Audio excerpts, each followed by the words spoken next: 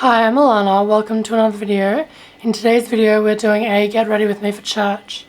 So, in today's video I thought that I would share about a book that I've been reading this week called Fear and Trembling by Søren Kierkegaard. So, this is the book, and Kierkegaard was a philosopher, and so I actually found this book really difficult to understand, really challenging, so let me try and explain it.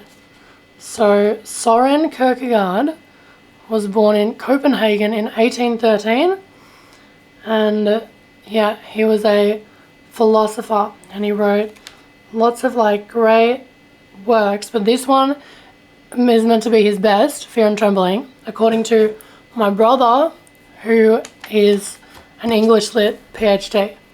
So, in this book, it talks about the biblical story of Abraham. So, if you're not familiar with the story of Abraham, in the Bible, story of Abraham, so Abraham takes his son Isaac up to a mountain, and God says, okay, you have to sacrifice your son Isaac to me. And so Abraham goes and he basically takes a knife and he's about to sacrifice his son, and then at the last minute God says, I'm kidding. Here's a ram, you can sacrifice the ram instead. And so Abraham gets his son back. But so this Fear and Trembling, it's about for this reason Abraham has been called the father of faith, because he had to show this ultimate display of faith, show that he would obey God no matter what, in order to ultimately he received Isaac back, and more joyfully this time, because he has followed God's orders. So this book talks about 3 stages of existence, the first of which is called the aesthetic. So the aesthetic stage, we are basically living for sensory pleasures, and that's our primary motivation for our actions. And then the second stage is called the ethical, and so in the ethical stage we are primarily living for what is going to be the most good for the majority of people. So the ethical stage, we're living, we're behaving according to what is going to be ethically best for the majority. And then the third and highest stage is called the religious, and according to the religious stage, this is where each individual has their own private relationship with God, and so their actions are based not on the aesthetic, what is going to give the most sensory pleasure, and not on the ethical, not according to the laws of the land, or what morals, what moral philosophy states to be the best course of action, but rather in the religious stage of existence we are behaving according to what we believe to be the best course of action, according to our personal relationship with God. So that's something that everyone has to figure out for themselves individually.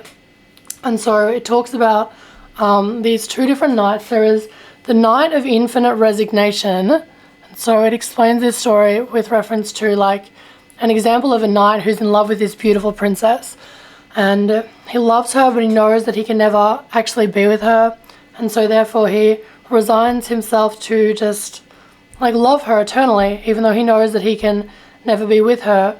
That's why he's called the night of infinite resignation. So he just says, okay, well, I'm just going to love her then, even though I know that I can never be with her. And then the next night is called the night of faith. So the night of faith, he is in love with the princess, but even though he knows that he can never, it's not humanly possible for him to ever be able to be with her, his faith in God allows him to believe in some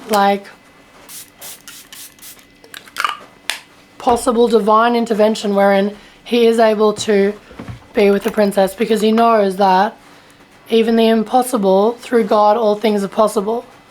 And so the story of Abraham is described as the double movement of faith. So this comes from both nights, the night of infinite resignation and the night of faith, come together in this double movement of faith through the story of Abraham, wherein it's Abraham's, like, on one hand, his infinite resignation, his faith that, okay, so even though I love my son, I'm going to resign myself to just, like, have to love him even though I have to sacrifice him and I can't have him. And then he also has the aspect of the night of faith, wherein, like, in doing that, he actually displays his faith in God, and because he displays his faith in God, then he is able to receive Isaac back, and in receiving him back, it's like even more joyful than the first time, because he has proven his faith in God. And so in that way, the double movement of faith basically restores Abraham to his original position. And so Fear and Trembling basically argues that the religious is higher than the ethical. So it argues that, like, in a religious state of existence, your actions will be governed by not just, like, what the laws of the land or, like, moral philosophy state to be the best course of action, but in the religious, you're actually governed by, like, your personal relationship with God. And so Fear and Trembling argues that there is an absolute duty to God, as is seen in the story of Abraham, where he has to sacrifice his only son to, like, prove his faith, and in doing so he gets him back. So it was a very challenging, very dense read. I thought it was just going to be like a fun, leisurely read, but it's actually incredibly dense.